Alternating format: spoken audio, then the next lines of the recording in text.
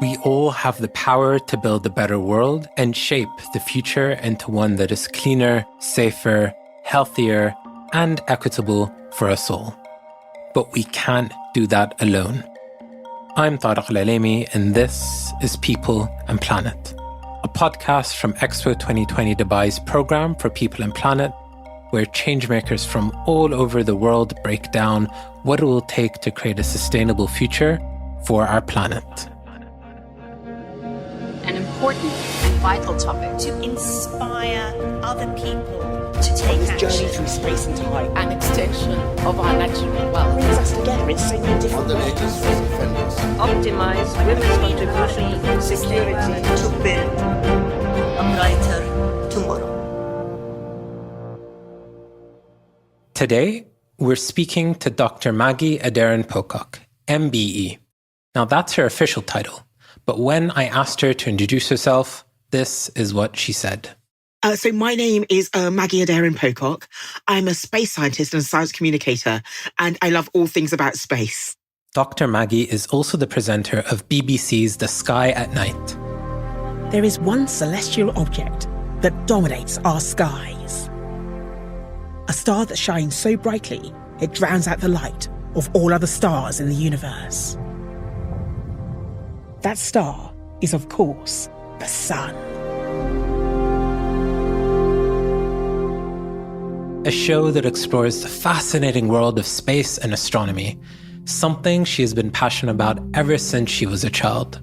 During Space Week at Expo 2020 Dubai this October, she hosted the People's Mission, an event which brought astronauts, space scientists, and astronomers together to inspire people from all generations to keep reaching for the stars.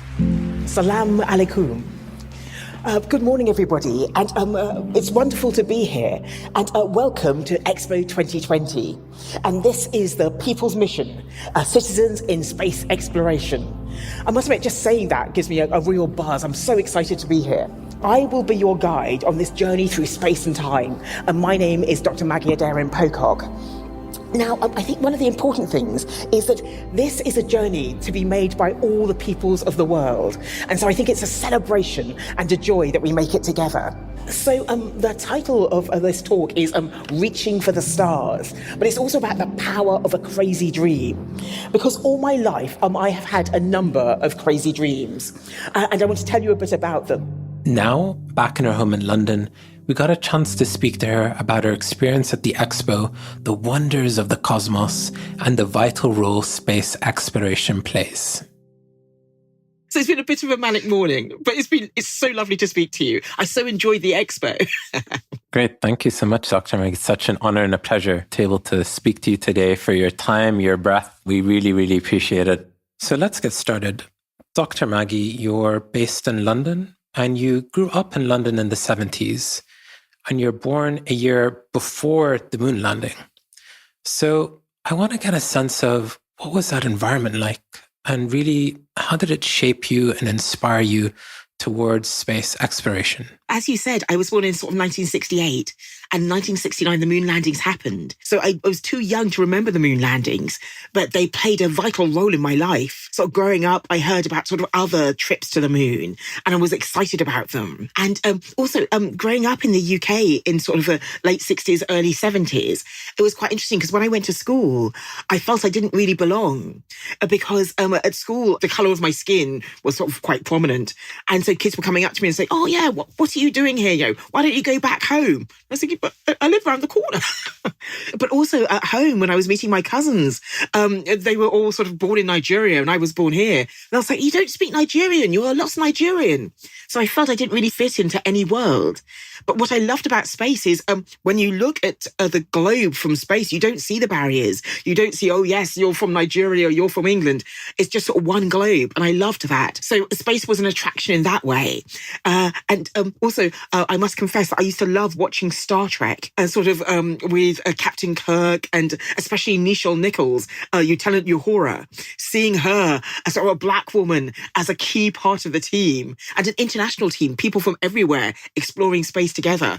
That really sort of made me excited about space. Beautiful. And who are your non-fictional idols as well? I'd be curious to learn. So I have a number of sort of role models in my life. Firstly, my parents. Although my parents split up when I was 4 years old, both had a strong influence on me. My mum is a sort of a strong, powerful woman, a very independent woman. And I think I got some of that from her. But my father was the one who encouraged me to sort of reach for the stars. As I was growing up, I would face various challenges through education and things like that. And my father was always the one encouraging me, saying, okay, it might take you longer, but you can still do it. But then going sort of further afield, hearing about people like sort of Yuri Gagarin, the first person to travel into space. He had a special place in my heart, especially later, because I found out that his birthday and my birthday, we're both born on the 9th of March. So to me, that was sort of a bit of symmetry happening. And it was sort of in later years, I heard more about Neil Armstrong. And growing up, I thought he was sort of the right stuff, sort of ex-military and sort of going into space. But he was a simple engineer. And I think the reason why he was the first person to land on the moon was because he was very calm in a crisis. So it's these sort of people. But as I've grown up, I've seen more female role models like Mae Jemison, the first black woman in space. I met her a few years ago and she was fantastic. And she came and gave me a hug. And I will remember that moment forever. So I think I've been very lucky to have some fantastic role models out there. So as I moved around a lot, they just assumed that I was a bit dumb. And so I was put at the back of the class, with the safety scissors and the glue, keep her out of the way. And so there I stayed. So I had these crazy ideas about, reaching for the stars, getting out there into space, traveling the universe. And yet there I was at the back of the class. Now, one of the things I realized is that it's science that gets people out there into space. Science, engineering, technology.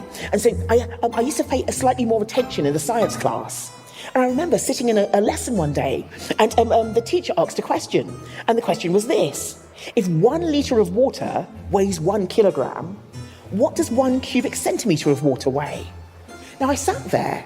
Now, one of the things about dyslexics is I can't spell for toffee. You might even spot some spelling mistakes on my slides. But one of the things about dyslexics we are very logical. And I sat there thinking, okay, sort of 1 cubic centimetre is 1,000th of a litre, 1,000th of a kilogram is 1 gram, so 1 cubic centimetre should weigh 1 gram.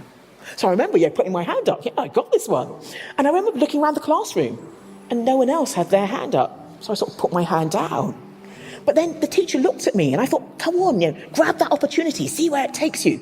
So I put my hand back up and said, Miss, is it 1 gram? And at that moment, sorry, but it really was as if your heavenly angels started singing. Little Maggie at the back of the class got that question right. If I can do that, what else can I do? Sorry, I'll quit on the evil laughter. But it was suddenly an opportunity. And so that sort of transformed my education. I started paying more attention in science classes. And as my science grades started coming up, my other grades went up as well. Now, it was hard work and it took a lot of effort, but my grades started going up. Just going back to what you mentioned around that challenging environment at school, you'd mentioned at Expo 2020 that you have this superpower of dyslexia. I'm just wondering, adding onto those layers of being in that kind of challenging environment, how did that positively affect you? In what ways did you really harness that superpower for good and towards your life's calling? So it's quite interesting because with dyslexia, I used to say I suffer from dyslexia because when I was a child, I didn't know I had dyslexia, but all I knew is that I found reading and writing quite hard. And of course, when you're first in school, it's all about reading and writing. So as I realized I had dyslexia, I saw it as a detriment. But as I grew older, I realized sort of it's like the yin and the yang. There are some benefits I get out of dyslexia. Sort of communication is one of them. And good 3D spatial awareness. Lots of dyslexics go into architecture. And also, I think just growing up with dyslexia, you learn how to tackle problems in a different way. So for instance, if I'm writing something and I get to a word and I can't spell it and the spelling checker doesn't recognize what I'm trying to say, you come up with a different word. And I think for dyslexics, that's the way we are sort of built in. We have that sort of resilience built in because we're always sort of tripping over ourselves. And so I think just by having dyslexia, it's given me the ability to sort of, come across a problem thinking, okay, I can't go that way. Let's find another way round. But I think the communication, before I realized I actually had dyslexia, I started moving my career towards communication because I felt I was better at communication rather than sort of the written word. Although I do write books, which is a bit scary. And you're continuing to write your story. And I'd be interested to know, going back to between the embraces and hugs between idols and really being able to fit in many worlds within one world and really finding that sense of wonder within space and science at a young age. Is there a moment where you knew this was going to be your life's calling? Like this is what was really calling towards you as this pathway to the future that was really inviting you into this space of wonder and exploration?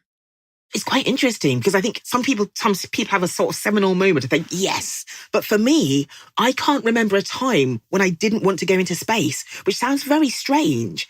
But I think it's because of that excitement in my youth. And it's quite interesting because this sort of desire to sort of learn more about space, to get out there into space, has been with me all my life. And sometimes it's sort of, I haven't talked about it to other people. So especially when I was at school, sitting at the back of the class, when people asked me what I wanted to do, and I was like, oh yeah, I want to be a space scientist. Sometimes people will say, oh, Maggie, I don't think you're going to do that. You know, if you want to go into space, that's going to be really tough. Why don't you do something else? So for many years, I didn't tell anybody I wanted to go into space or I wanted to be a space scientist. And it's not until I sort of was able to get through the obstacle course that was my schooling and sort of come out the other end that I started saying, oh, yes, I really love space and I'd love to do something in space. So the calling, I think, has been there from the beginning. And I think in that way, I'm quite lucky because by having such a sort of a big and sort of epic dream, it means that I have sort of overcome those hurdles and sort of found ways round. And sometimes I've fallen flat in the mud and just sort of utter failure and it's been sort of horrible.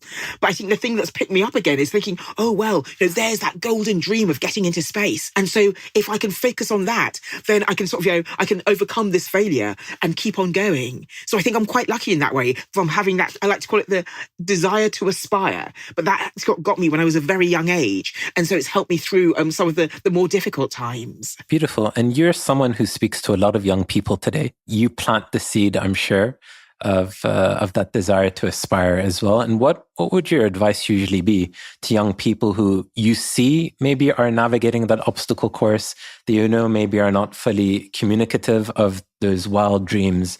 What is your advice really to able to counter maybe their colleagues, their classmates who are maybe not giving the space for them to shine?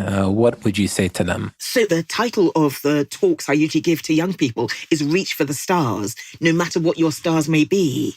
So I think what I like to encourage people to do is think big and think crazy, because I think the bigger the dream and the crazier the dream, the more drive you have to reach it.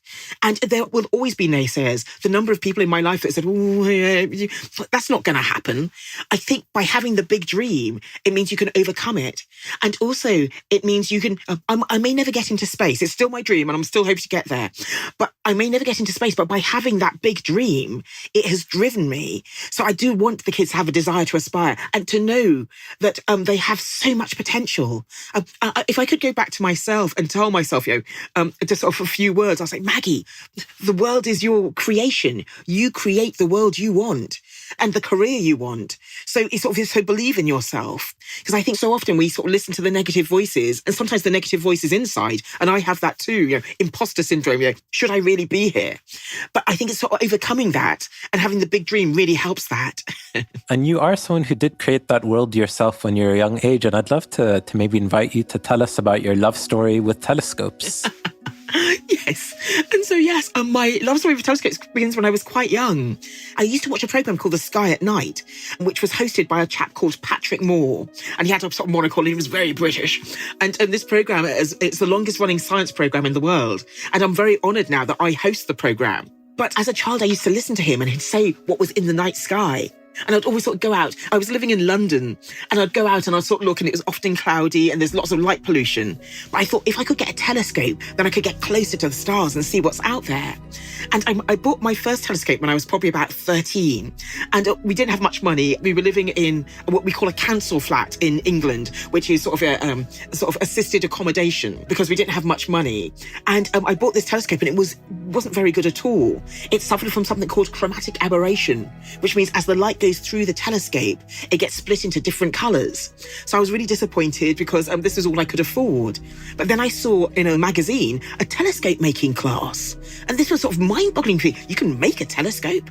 And so I sort of went along to the class and I remember sort of knocking on the door and coming in and everybody else in the room was male.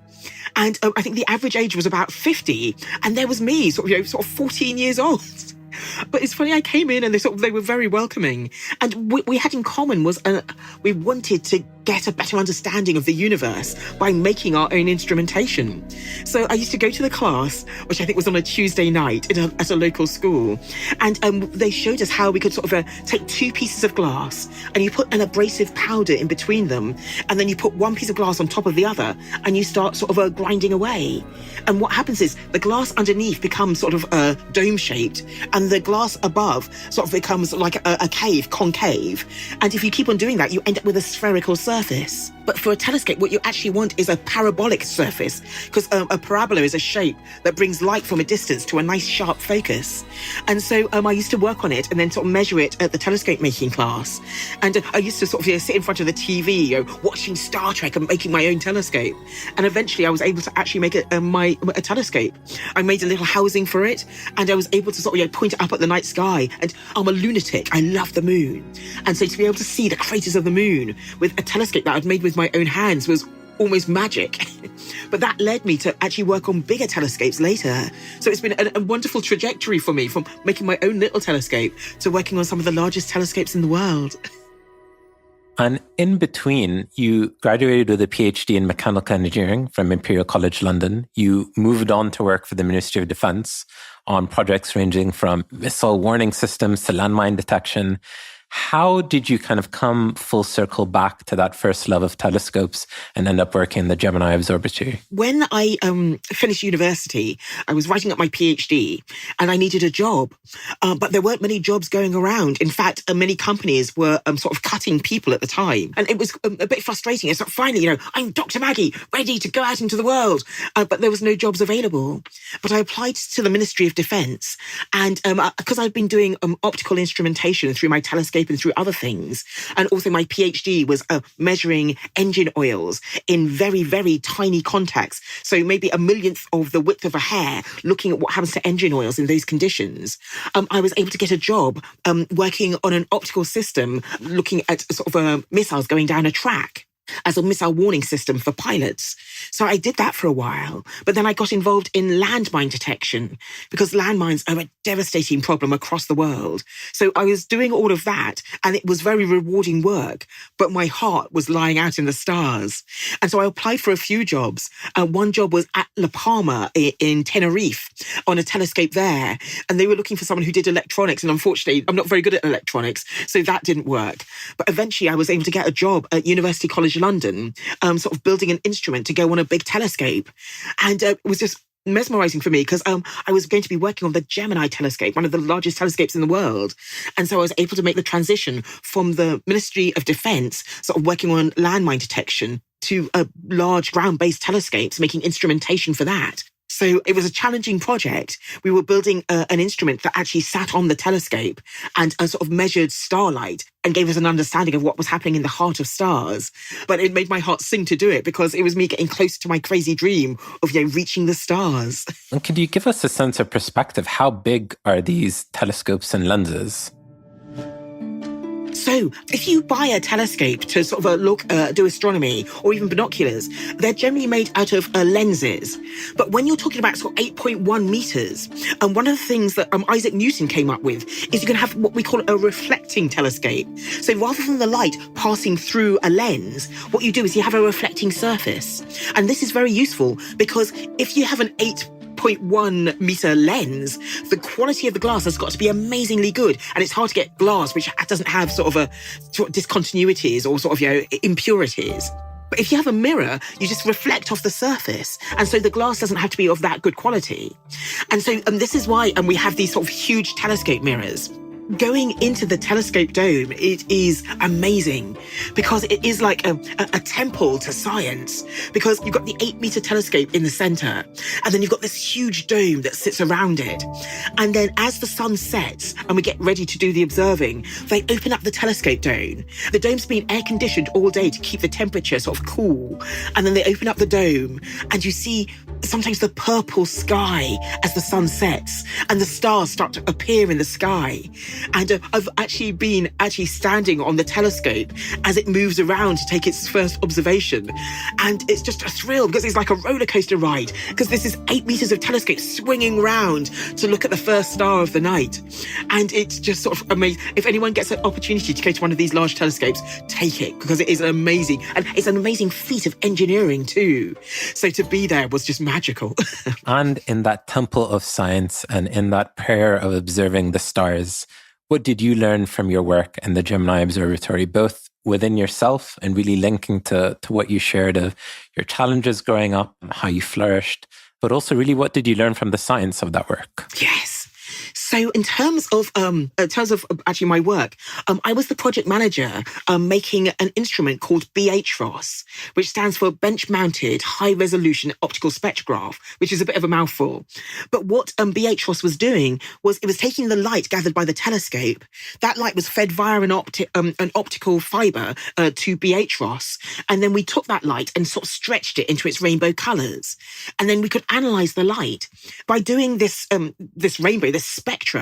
You can see little absorption bands, and these bands indicate what chemical reactions are happening in the heart of the star. So again, it getting me closer to my crazy dream of understanding the stars. And sometimes we were looking at old stars and seeing how they evolve. With a telescope is like a time machine, because it takes a finite time for light to travel from the star to reach the telescope. And to me, the magic is if you look through a telescope, that light has travelled billions of kilometres to go into your eye. And with the telescope, the instruments we were building, that light has travelled billions of miles, billions of kilometres to get to our instrument. But because it takes a finite amount of time for the light to travel from the star to the instrument, we are effectively looking back in time. We should never look directly at the sun, but it takes a light from the sun about 4.5 minutes to reach us. So as we see the sun, we're seeing it as it was 4.5 minutes ago. With light, sometimes we're looking at a light that's travelled for thousands of years, but also the project itself was quite challenging. I was the project manager, managing a team of about 17 people. It was nice because it was a team which was quite diverse. So we had sort of software engineers, we had electrical engineers, we had optical sort of designers, we had mechanical designers to support the optics. So we were all working together. And sometimes funding was tight. And I remember sometimes I'd use my credit card to buy instrumentation or to buy the things we needed just to keep the project going. So again, I think it was that resilience coming in that, it was trying to keep the project going no matter what. So towards the end, I was juggling more and more things. But it made me understand the instrument more. So as a project manager and then sort of as a systems engineer. So it was sort of a certain amount of resilience to keep the project going. And then we eventually delivered it to sort of a telescope in Chile. And I was there in the basement putting the instrument together. And I used to see it as my baby, because I had worked on this instrument for about 4 years before we delivered it to Chile. So it was something sort of very close to my heart. And the first night where we actually got sort of starlight going through the instrument, and we actually got some results. It was sort of, yes, the culmination of sort of 4 years' work coming together. And what was it like working in that isolation there in the remote Chilean mountains? It's funny because it was beautiful. I was there on my own. And so I actually had a little house on the mountain. And it was sort of a bit of a way down from the telescope. And so every day I would sort of drive up to the telescope and work on the telescope. And then sometimes into the night. Because at first I was working during the day, sort of putting the instrument together. But then as the instrument was coming together, then we'd start working at night. So actually gathering the starlight and testing out the instrument. And so I'd stay up on the mountain sort of 24/7. But on Saturday morning, I would go down the mountain and pick up supplies. And Chile is a fantastic country, and everybody was very warm and welcoming. So I'd go down and sort of gather supplies and then drive back up to the mountain. So the local town was La Serena, which was by the sea, and that would often be sort of cloudy and covered, so you couldn't see very much. But as you drove up the mountain, the skies would become clearer and clearer. Sometimes I would sort of sit out on my balcony. I'd make some food, look at the stars, and toast the moon maybe, because the moon was my companion up there. So it all sounds a bit crazy, but it was beautiful. Lunatic in the best sense of the word, as you mentioned. Incredible. And I just want to go back to something you shared, which I find incredible, that you had to cover many of these costs yourself and really take not just 2 or 3 steps forward yourself, but really 100 and beyond. And You going back to saying that there weren't that many Black female scientists and role models, growing up and who are doing this work, and the barriers that are really there to enter into this space. Do you find that that's still something that's common for female scientists, entering into the field, especially for Black female scientists?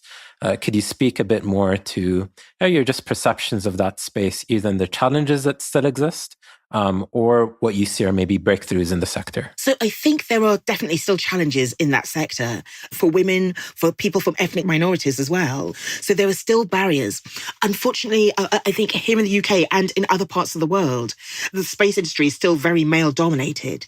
And it's quite interesting because I was speaking, I do lots of public speaking, encouraging girls to go into science, well, encouraging everybody to go into science, but showing that girls, that there's a place for them there too. But also speaking to sort of people already in the field and sort of progressing in the field. And sometimes when you sort of speak to people, sometimes the barriers are external and people say, oh, no, you can't do that. Or, oh, you're a girl. Yeah, what do you know about science? So these sort of stereotypes. And I think that's the challenge, to break those stereotypes. And I think in terms of that, as scientists, we can go out and speak to people, but also I think it's a societal change. You still have, when my daughter, who's 11 now, was growing up, I'd go to a toy shop and they'd have boys' toys, which were engineering and putting things together and cars. And then there'd be girls' toys, which were sort of the nurturing, the dolls and things like that. And so right from the start, we almost have this divide. And so it's trying to break those barriers down. So I think these are societal changes that we need. Also, we need sort of more role models to show, if I can do it, so can you. But also, sometimes the barriers are internal. As a woman or as a Black woman, should I be going into this field? Can I succeed? So it's breaking down barriers, internal and external, the imposter syndrome and things like that, which we all suffer from. So I heard someone describe it as the sticky floor, and so it's trying to tackle it on both levels and throughout society. So it's a big challenge to take on. But unfortunately, we've come a long way, but we're not there yet. I saw a horrible statistic the other day that showed women working in the space industry, and it showed that there's a huge pay gap for many women working in the space industry, and the pay gap gets worse the higher you go up. So it's trying to sort of tackle these problems and sort of make things just more balanced. And different people get excited by different things. So young boys wanting to go into nursing, girls wanting to go into engineering. It's trying to show that all of these things are for everyone. It depends on what makes your heart sing. It shouldn't depend on the colour of your skin or what gender you are. So we have a way to go, but we have come a long way. So I'm heartened, but there's still work to do. Absolutely. And you mentioned the importance of the BBC's The Sky at Night show for you. And, in that lens, how important was that moment culturally, personally, and also sort of socially for aspiring young female scientists in the country when you were tapped to host the show? And you were invited to really take that mantle. Yes. So for me, it was very interesting because Patrick Moore, who had done the programme, I think the programme started in, I think it was 1957. It was just before Sputnik went up. And it was only meant to last for sort of a couple of weeks. But Patrick Moore did the programme for 57 years. So he was the longest running science presenter, longest running TV presenter in the world. And when he passed away, there was talk, should we continue with the programme? Because it was very much Patrick Moore's programme. And so there was talk about sort of possibly stopping the programme. And there was an opportunity there. And I must admit, I did express an interest in sort of hosting this, because this is the programme that sort of helped me get a better understanding of the night sky. So the idea of sort of trying to do that for other people, encourage more people to come on board and sort of understand what's happening out there, seemed like a wonderful opportunity for a science communicator. So I did say I'd love to do the programme. And when I actually got offered the job, I was sort of elated. I couldn't believe it. But there was some talk in the press that the BBC were just being politically correct. But, who is this woman? They're only giving it to her because, she's Black and female. And at the time, I was fairly well established as a science communicator. So I'd been going out and speaking to school kids. I've done sort of lots of news programmes. And so the idea that I was just getting it because I was Black and female was very disappointing. But it's quite interesting because when I started doing the programme, I think a few people were saying, well, we're not sure about this. This is a change. But I've been doing it for 7 years now. And people come up to me in the street and say, oh, we love what you do on The Sky at Night. Thank you so much. We really enjoy it. And I think this is the fear, really. People fear change because it is a sort of almost a leap into the unknown. And when people are used to something, when things change, they don't know what it's going to be like. And I find that with the sort of project management, people see me and say, hey, she's the project manager? What's she going to be like? And so it's sort of just saying, okay, I'm a project manager just like anyone else. So it was an interesting transition. As I say, I've been doing it for 7 years now, so I think I'm well established in the role. But it was quite terrifying for me too, because you had a presenter who'd been doing it for 57 years, and then I sort of come along and say, hello. So it was terrifying, but fantastic at the same time. So just on that front as well, why is it so important to be a science communicator? Why is it important for you that science is accessible? And maybe also to invite you to explain what is really the mission behind your organization, Science Innovation Limited. I truly believe that science plays a major role in all our lives. And I think through the COVID pandemic, we've seen how that really plays out. The fact I'm speaking to you sort of across the world, that sort of technology at work, the looking for the vaccines, sort of that is sort of technology at work, it's science at work. And it's quite interesting because when I go out to speak to kids to encourage them into science, I don't, it would be scary if all the kids became scientists. So that's not the goal. But I think the goal is for everybody to be aware of science, because science is too important just to be left to the scientists. There are ethical questions to be asked, moral dilemmas. How we use science is so important. And so I like to explore that with kids. So even if they don't want to be scientists, just having an awareness of science, I think, is critical for everyone. And so that was my goal with Science Innovation Limited, the company I set up. I realized that I was sort of working as a space scientist, which seemed like a really cool title. I'm a space scientist. And what I was realizing is that I couldn't recruit people to work in space science. Now, as a space scientist, not only are we making a real difference to the world, we're also sort of understanding the universe, but also changing people's lives and making having an impact. And so I was sort of working as a space scientist. The pay is very good. I get to travel around the world. It's a good job. And so what I want to do is go and encourage people to actually consider this as a job. One of the things that I found is when I go out and speak to school kids and I say I did a degree in physics, they say, oh, you did a degree in physics? Oh, we thought you'd be a physics teacher, because they don't make that link between physics and doing other things out there. They see physicists as maybe going to work in academia. They see physicists as going to work as teachers. But as a physicist, people go and work in the city. They go and work in medicine. They go and work in so many different areas, but they can't see that clear career path. So what I wanted to do was use my career as an example of the many different things I've done and show that getting a degree in physics can lead to so many different paths. And so that's what I try and do with my company. I see it as a three-pronged sort of approach. Firstly, I want to talk about sort of role models. Role models are very interesting because when someone first suggested I was a role model, I got a bit freaked out. Because I don't see myself as a role model. But I think I was wrong, because to be a role model, you don't have to be perfect. You just have to have something you're excited about. And for me, sharing my knowledge of science with other people in a way that people can understand that's what makes me excited. And so we need more role models. And it's nice to show sort of female role models from ethnic minorities, just show that science is for everyone. And at the Expo, that's one of the things I was trying to explore. If you look back in time, everybody has looked up at the stars across the world, every culture. And so it is our heritage. And in the UAE, you've got the Hope probe going around Mars at the moment. And you're setting up sort of biodomes in the desert to simulate a sort of a Martian colony. And in the future, you're hoping to have a colony on Mars. So it is aspiration, I think, of all countries. And so it's showing that heritage, that space is for everybody. So it's role models. And then it's sort of relevance, because again, it's sort of, if I do physics, where do I go? So it's showing that, with physics, you can go anywhere, and with other sciences too. But I think the final thing is that sense of wonder. The fact we're finding planets out there going around other stars, which may in the future be potential homes for humanity. Is that sort of the way we're sort of doing things and understanding things with our big telescopes. That sense of wonder, I think, really works too. So I like to talk about role models. I like to talk about sort of the relevance of science in our lives. But I like to show that wonder, because science is doing amazing things. Beautiful. And to walk deeper into that wonder, you run these tours of the universe for students. And I'd love for you to let us know, what do students experience? What do they take away from these trips?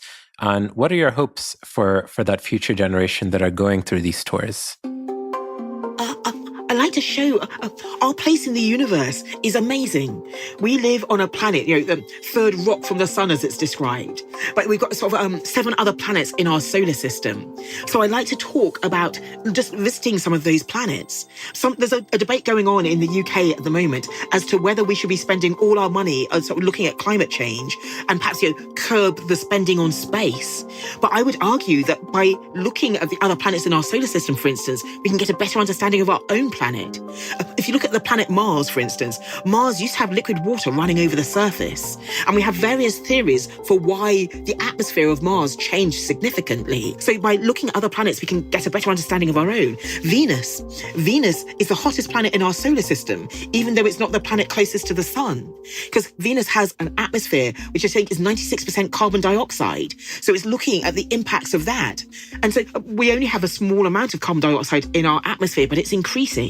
So by looking at the planets and space looking at our own planet, we get a better understanding.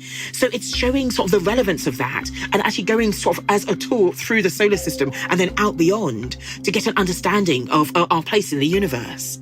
And I do love going out beyond because our local star is the sun. And but all the stars we see in the night sky are suns like our sun. And so if we travel out beyond our solar system and start visiting other stars, what we're discovering now is planets going around these stars.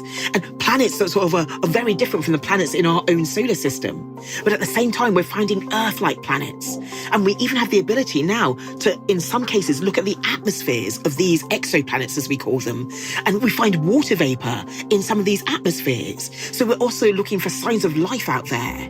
So it's really just put sort of our place in the universe in perspective.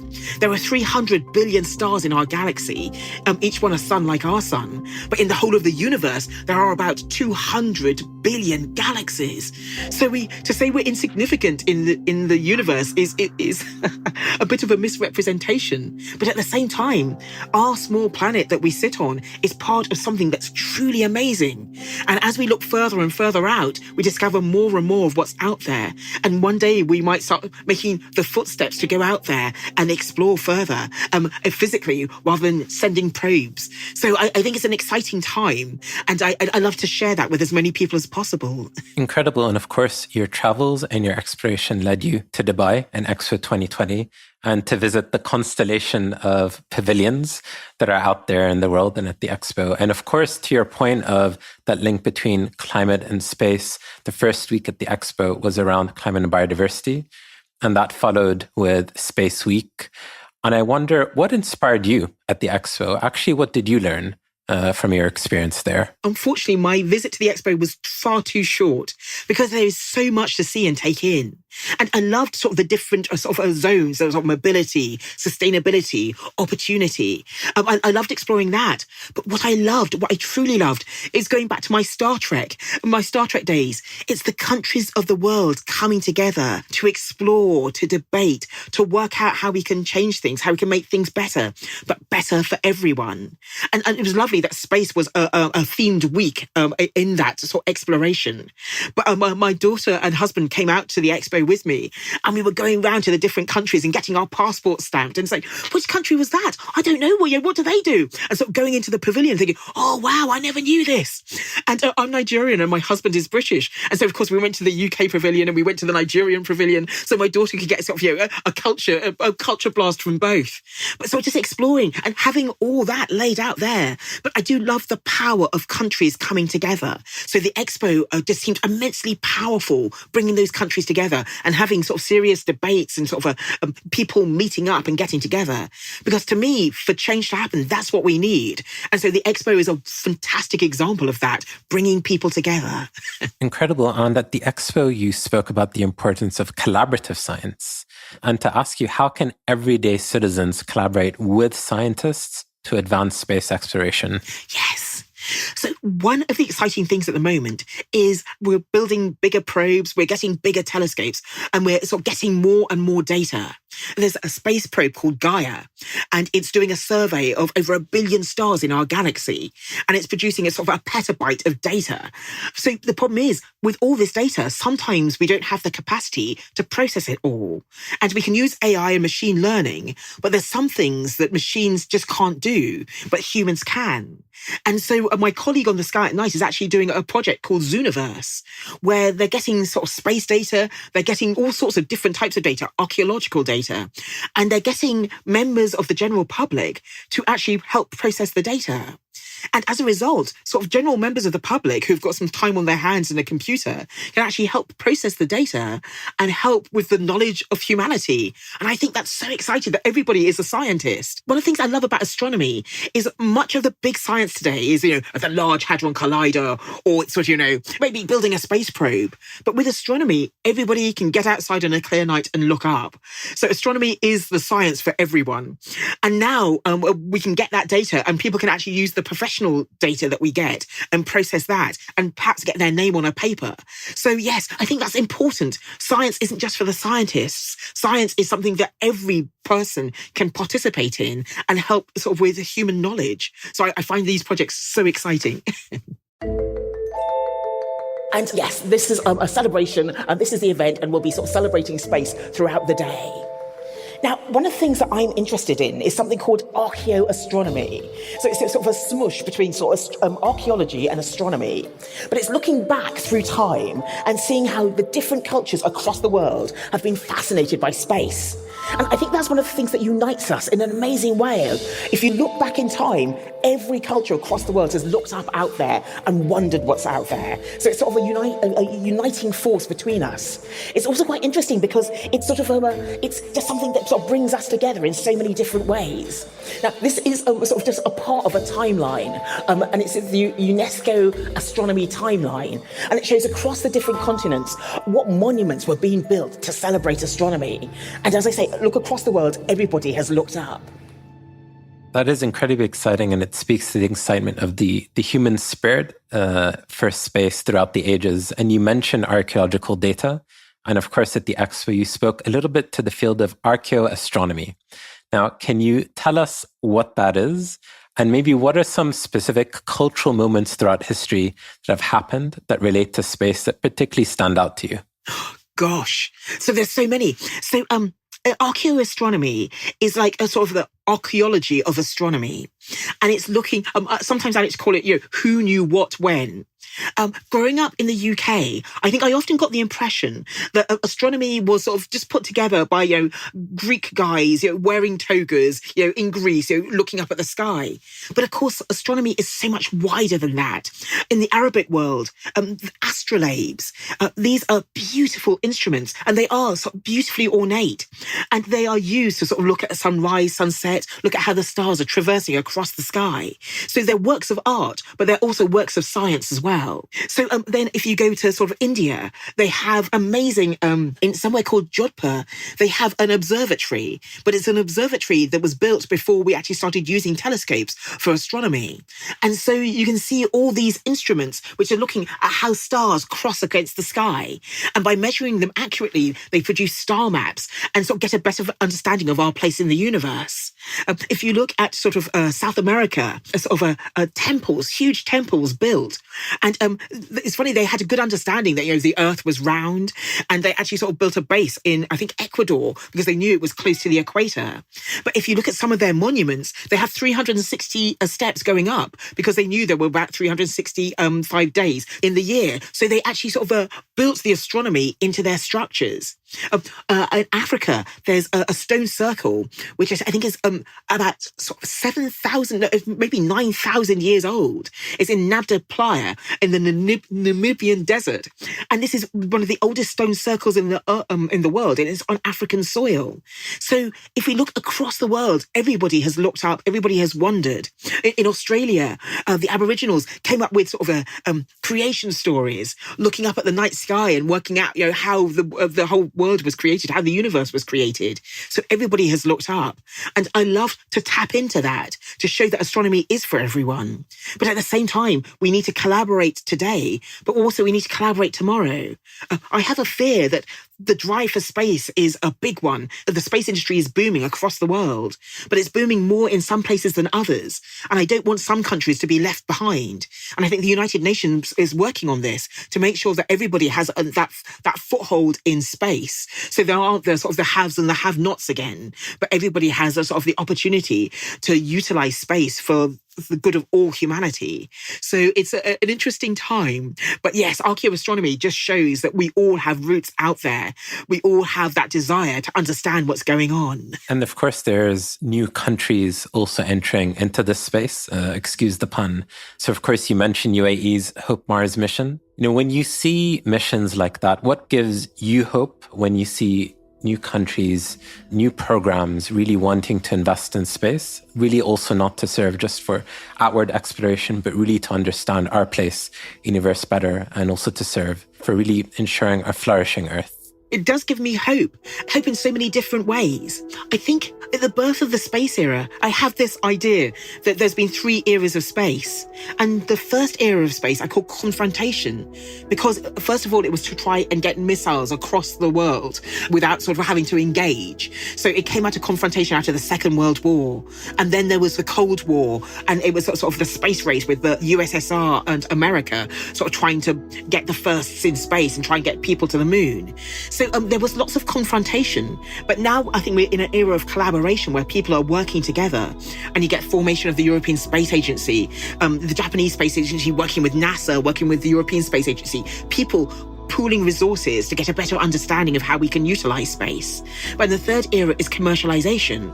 But I think the fact that we are collaborating is so important because that's what makes the world a better place. Space has the way of uniting people. I always like to say that from space you don't see the barriers. And so I think it does bring me hope. And also, one of the things is, in the past, it was sort of the usual suspects. There were only a few people. So it was the USSR, it was the Americans, it was only a few big players. But now more and more people are seeing space as the way of the future. And so you have sort of the amazing program in the UAE. You have the ISRO, the Indian Space Agency, JAXA, the Japanese Space Agency. So it's not just 1 or 2 countries now. It is more of a global effort and more of a global collaboration. So I'm very much heartened on that. My parents are from Nigeria, and a few years ago I went out to Nigeria and was looking at their space program. So more and more countries are getting on board. I'd like to say the space train, but it's collaboration, I think, that really works and brings us together. Just as the Expo does, it brings us together. I think space is now hopefully bringing people together too. And do you think that would ever lead to us being able to have a chance to live on Mars? And would you want to actually be one of those living on those outer colonies in space? It's quite interesting because there's a television program, I don't know if you've ever seen it, but it's called Big Brother. And it was about sort of people living in a house and they get evicted. Well, actually, it was quite a few years ago, about 10 years ago, I made a little television program called The Big Brother in Space. And it was sort of 10 people going to Mars. And the 2 people who won the program came back home, but everybody else lived out the rest of their days on Mars because we're trying to find ways of sort of using the Martian soil to grow crops and things like that. And in the program, I nominate myself for eviction. So I spend the rest of my days on Mars. Now, I have to add, actually, no, this must have been 12 years ago because it was before my daughter was born. And that's one thing that tethers me to Earth now. If we're going to Mars, I want her to come with me and be able to come back. But the idea of living on a moon base just is a dream of mine, and actually a physical dream. I dreamt of living on a moon base and seeing the glorious beauty of Earth in front of me. So it's something I would love to do, but I want my daughter to get a bit older so she can possibly come with me. And I think that's the aspiration for many, many people across the world. And yes, I would love to live on one of those colonies. And yes, when I'm a little older, maybe retire to Mars and spend my final days living out on the Martian surface. Please sign me up to that retirement plan as well. You're coming too. Perfect. We need broadcasters to tell of the experience. I don't know if I'd go for the Big Brother experiment. I think I'd have a calmer experience, maybe a different game show. Brilliant. And, you spoke about your daughter, and I wonder what is a message that you have maybe for parents, for children who are either interested themselves to get into this space or a parent that is interested in supporting their children to do so. What advice would you give? it's quite interesting for me because I travel around the world and I often take my husband and daughter with me. And people often say, oh, do you want your daughter to be a scientist? And I say, not really. I just want her to find something that makes her heart sing. For me, it was space and astronomy and all that. I want her to find her thing that makes her excited. And so I think as a parent, what I want to do is nurture my daughter's natural talent. Now, one of the challenges is finding out what that natural talent is. So exposing them to lots of different things so they can experience stuff. But if there is someone who's that way inclined, who has stars in their eyes, and then I think it's sort of to encourage them, but not necessarily in sciences. Many people think to work in the space industry, you need to be a scientist, you need to be an engineer. But of course, space is an industry. So we have lawyers, we have PR, we have sort of broadcast, we have journalism, we have so many different things that space sort of embraces. So I think virtually anything that anyone is doing could lead to a career in space. And so if they have that desire for space, then sort of encourage them in anything they're doing, but show them that there's a path that they can actually utilize it to further the space industry. Because I meet many sort of people who come and say, oh, well, I'd love to do work in the space industry, but, I'm not very good at science or I can't do maths. That doesn't matter. The space industry embraces everybody. And I think it's getting more and more important for the future. So we need sort of the next generation of sort of space practitioners coming through. So yes, if they're that way inclined, I think there's definitely a role for them out there. Incredible. And thank you so much for making our hearts sing. And I'm sure this conversation has planted the seed for that exploration for so many who are listening to this. Thank you so much, Dr. Maggie, for your time, your breath, your inspiration. Oh, thank you so much. And thank you for your amazing questions. I talk a lot, but thank you. Thank you for the opportunity. Is there anything that particularly stood out for you, whether it's to the Expo, something that's kind of burning or exciting you for the next couple of months that you'd like to touch upon? Well, the only thing I'd say is if you get the opportunity to go to the Expo, do go, because it just walking under the structures, visiting the pavilions, and at night, I loved the dome, and with the sort of the different animations. There's something there for everyone, and so it is a glorious experience. And I was so glad that I took I had to get my daughter special permission to leave school for a day to come, and it was so worth it. So yes, I would recommend it to everyone. And I just love the idea behind the Expo, bringing people of the world together. You can't get better than that, if you ask me. People and Planet is an official podcast of Expo 2020 Dubai, creating a sustainable future for our planet together. Learn more by visiting virtualexpodubai.com or searching Program for People and Planet. People and Planet is produced by Kerning Cultures Network. Episodes are released every second Monday. Hit subscribe on your favorite podcast app so you don't miss an episode. And if you enjoyed the show, share it with your friends and leave us a review.